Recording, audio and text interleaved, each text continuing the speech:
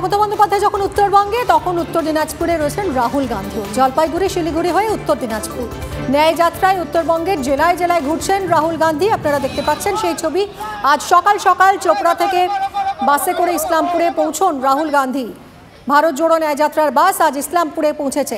প্রসেনজিৎ রয়েছেন আমাদের সঙ্গে। প্রসেনজিৎ, আজ কি কোনো চমক থাকছে রাহুলের এই ন্যায় যাত্রায়?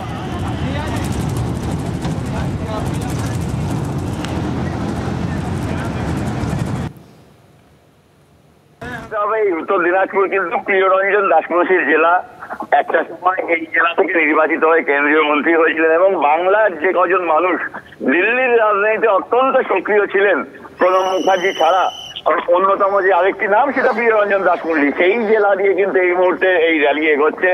রাহুল গান্ধী আর কিছুক্ষণ পর কিষানগঞ্জ হয়ে বিহারের উদ্দেশ্যে যাবেন।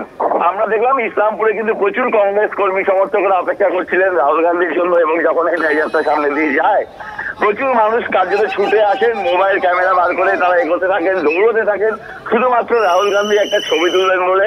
কংগ্রেসের কর্মী সমর্থকরা ছুটতে শুরু করেন, রাহুল গান্ধীর কনভয় বারংবার থমকে যায়। এই জেলার এই যে আসন, এই আমাদের নজর থাকবে আজ দিনভর রাহুল গান্ধীর এই ন্যায় যাত্রার দিকে।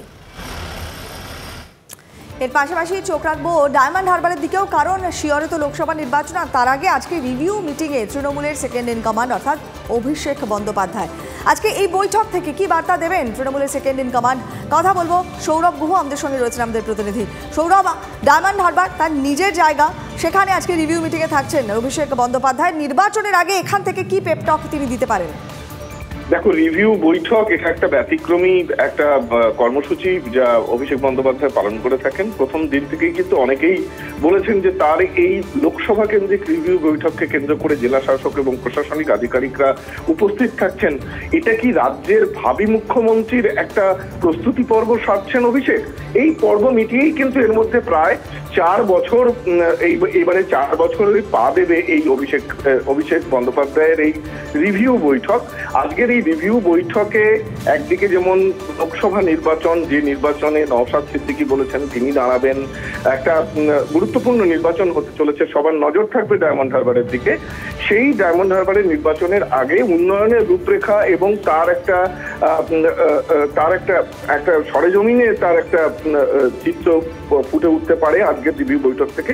এটা যেমন ইম্পর্টেন্ট, অন্যান্য ক্ষেত্রে আমরা দেখি রিভিউ বৈঠকের শেষে সাংবাদিকদের মুখোমুখি বিভিন্ন বিষয় নিয়ে গুরুত্বপূর্ণ মন্তব্য করে থাকেন, এর আগে করেছেন অভিষেক বন্দ্যোপাধ্যায়। দুই ক্ষেত্রেই কিন্তু আমাদের নজর থাকবে। অনেক ধন্যবাদ সৌরভ। আজ অবশ্যই আমাদের সুপ্রিম কোর্টের দিকে নজর থাকবে, কারণ দুই বিচারপতির সংঘাত মামলায় আজ সুপ্রিম কোর্টে এক বিচারপতির গুরুতর অভিযোগ অন্য বিচারপতির বিরুদ্ধে, এবং সেই মামলার শুনানি রয়েছে। দুই বিচারপতির দ্বন্দ্বে বিভ্রান্ত এই মুহূর্তে সাধারণ মানুষ। অভিযোগের সত্যতা যাচাই করবে শীর্ষ আদালত। সিঙ্গল এবং ডিভিশন বেঞ্চের রায়ে আপাতত স্থগিতাদেশ বহাল। মূলত দুটি বিষয়ের নিষ্পত্তির জন্যই নজর থাকবে শীর্ষ আদালতের দিকে। আমরা কথা বলবো, আমাদের প্রতিনিধি জ্যোতির্ময় কর্মকার রয়েছে নয়াদিল্লি থেকে।